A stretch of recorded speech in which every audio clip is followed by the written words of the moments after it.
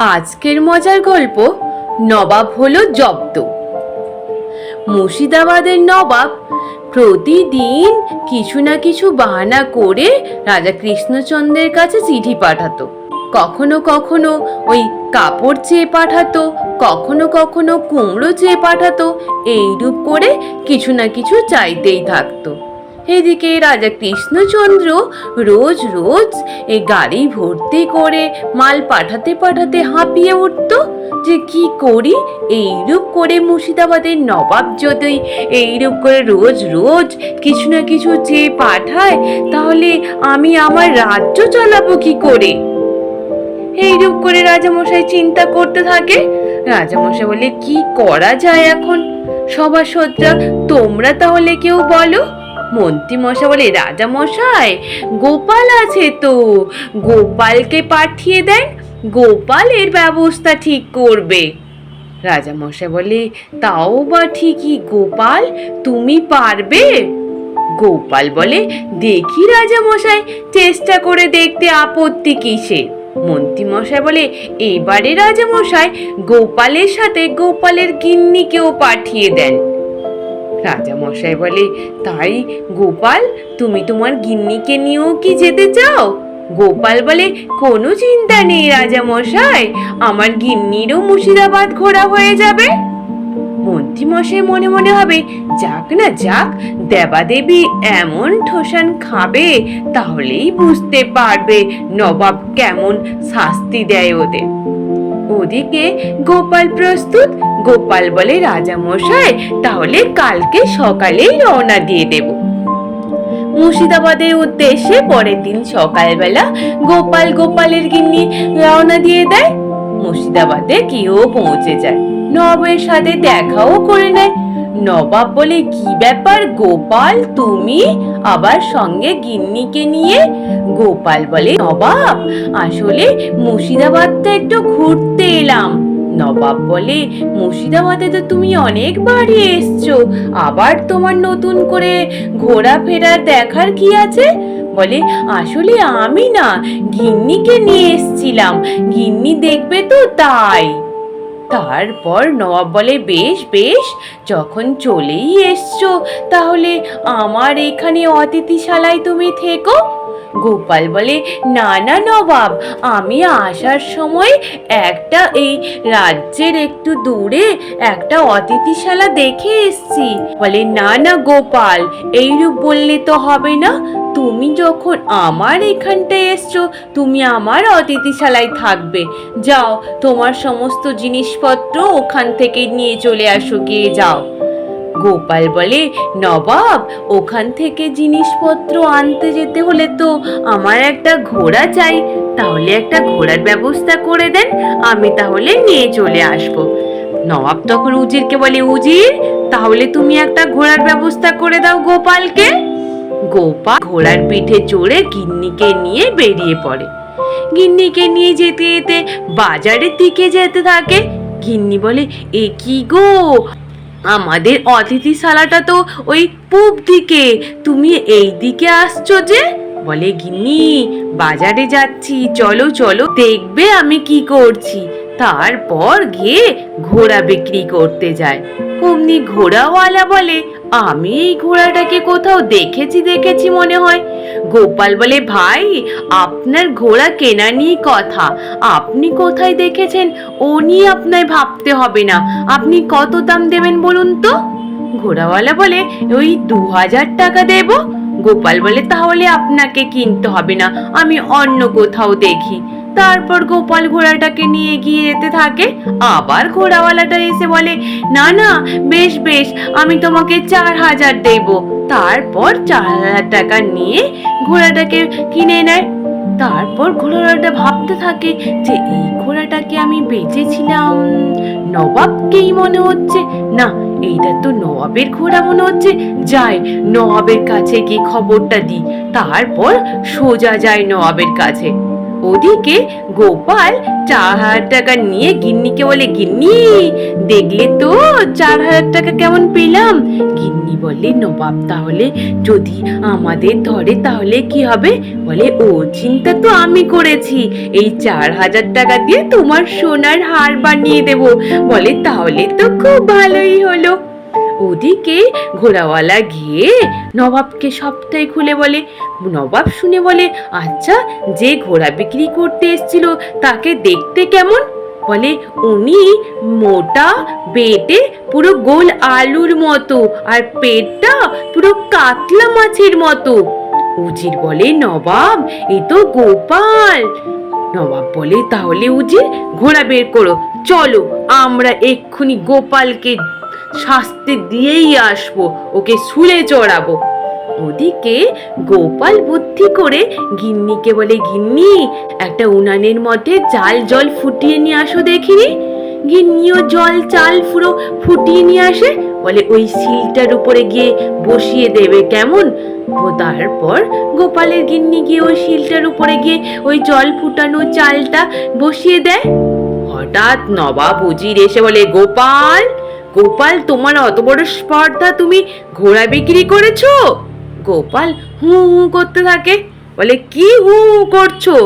বলে, নবাব ঘোড়া তো বিক্রি করেছি। নবাব বলে, মানে তোমার লজ্জা করছে না? আরো বলছো তুমি বিক্রি করেছো? বলে, হ্যাঁ, কারণটা তো শুনুন। দেখুন দেখুন নবাব, এই যে চাল ফুটেছে ফুটেছে। বলে, মানে? বলে, দেখুন ওই মন্ত্রপুত শিলাটার উপরে আমি হাঁড়ি আর ওর মধ্যে চাল রেখে দিয়েছিলাম। দেখুন চালটা কেমন ফুটছে, ভাত হচ্ছে তো। ওই মন্ত্রপুত শিলাটার উপরে যদি কেউ ভাত রান্না করতে চায় তাড়াতাড়ি করে রান্না হয়ে যায়। বলে, তার মানে? বলে, নবাব আমি যখন ঘোড়াটাকে নিয়ে এই অতিথিশালায় আসছিলাম তখন একটা সাধু বাবা এই মন্ত্রপুত শিলাটাকে বিক্রি করছিল। উনি তো কিছুতেই দেবে না, আর আমি ভাবলাম আমি আপনার জন্য কিনবো, তাই আমি ঘোড়াটাকে বিক্রি করে ওর দাম নিয়ে এসে ওই মন্ত্রপুত শিলাটাকে কিনেছি। বলে, তাই নাকি গোপাল? হ্যাঁ, তাই তো দেখছি, ওই চাল ফুটছে। বলে, তাহলে তুমি আমার কথা ভেবে এই শিলাটা কিনেছো? বলে, হ্যাঁ নবাব। বলে, তাহলে তুমি কেন এখানে ব্যবহার করছো? বলে, আপনাকে দেওয়ার আগে আমি পরীক্ষা করে দেখছিলাম যে সত্যি এখানে চাল ফুটছে কিনা, তাই। বলে, ও তাই নাকি? তাহলে দেখো তোমার জন্য এই হারখানি, এই মূল্যবান রত্নের হারটা তোমাকে আমি উপহার হিসেবে দিলাম। তারপর ওই শিলাটাকে উজিরকে ধরিয়ে দেয়। উজির তো এই শিলাটাকে নিতে গিয়ে জিভ বের করে ফেলে। তারপর ওই শিলা নিয়ে গিয়ে নবাব উজির দুজনে মিলে বিরিয়ানি করার জন্য বড় একটা বিরিয়ানি হাঁড়ি বসিয়ে দেয়। তার মধ্যে চাল, জল, মাংস দিয়ে দেয়। নবাব বলে, উজির তুমি তাহলে প্রজাদের সকলকে বলে দাও আজকে আমাদের এখানটায় সকলে খাওয়া দাওয়া করবে। বলে, বেশ নবাব। তারপর প্রজারা এসে উপস্থিত। ওদিকে জল আর চাল কিছুতেই ফোটে না। তারপর বিকেল হয়ে গেল। এদিকে প্রজারাও বলে, কি ব্যাপার, দুপুর গড়িয়ে বিকেল হয়ে গেল, কখন আমরা খাবো? উজির বলে, নবাব এ তো জল চাল কিছুই তো ফুটলো না। বলে, আপনাকে নিশ্চিত গোপাল আবার ঠকিয়ে দিয়েছে। নবাব বলে, হ্যাঁ উজির, আমাকে গোপাল আবার ঠকালো? ওর অত বড় স্পর্ধা, ওকে তো আমি ছাড়বো না। ওদিকে গোপাল একটা থলের মধ্যে আলতা ঢেলে দিয়ে গিন্নিকে দিয়ে দেয়। বলে, গিন্নি এটা নিয়ে তোমাকে যা যা করতে বললাম তাই তাই করো, কেমন? গিন্নি বলে, বেশ তাই হবে।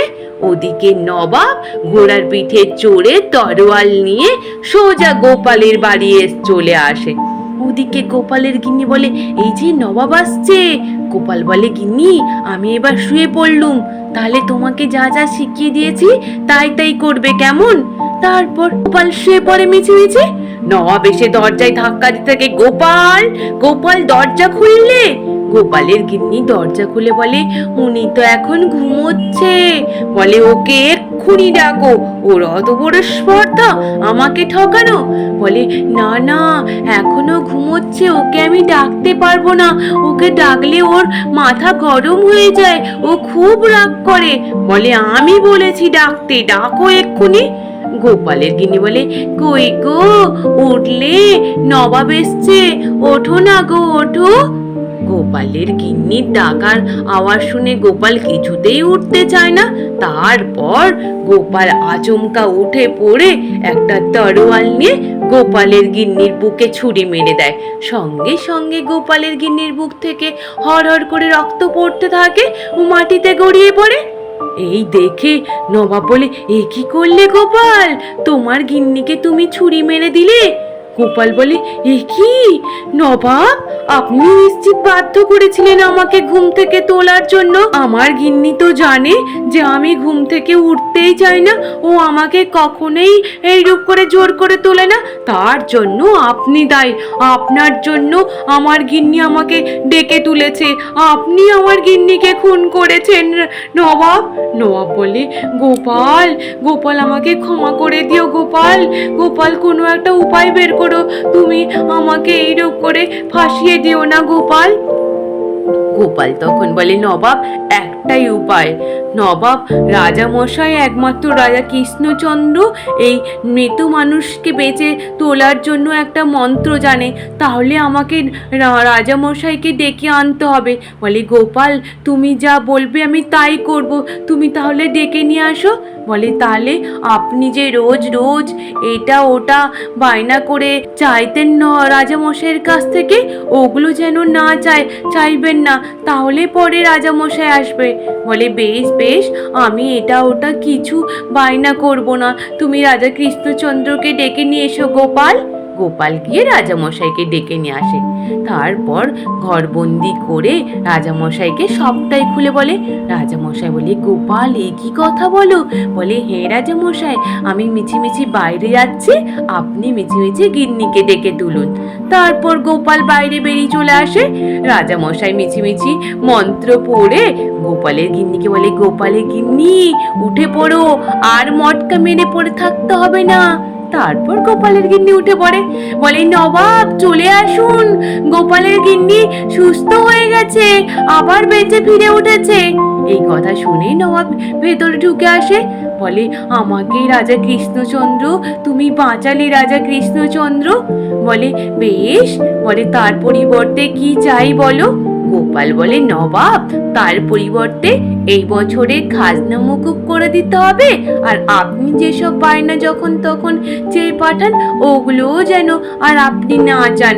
বলে না না, আমি আর কিছু চাইবো না, আর এই বছরের মতো খাজনাও মকুব করলাম। তারপর গোপাল, রাজামশাই, গোপালের গিন্নি কৃষ্ণনগরে ফিরে আসে। আর বেচারা নবাব হাঁ করে চুপটি করে তাকিয়ে থাকে। আজ এই পর্যন্ত। নিশ্চিত তোমাদের সকলের ভালো লেগেছে, আর যদি ভালো লেগে থাকে তাহলে একটু লাইক আর সাবস্ক্রাইব করে দিও। আর তোমরা সকলে ভালো থেকো, কেমন? টাটা।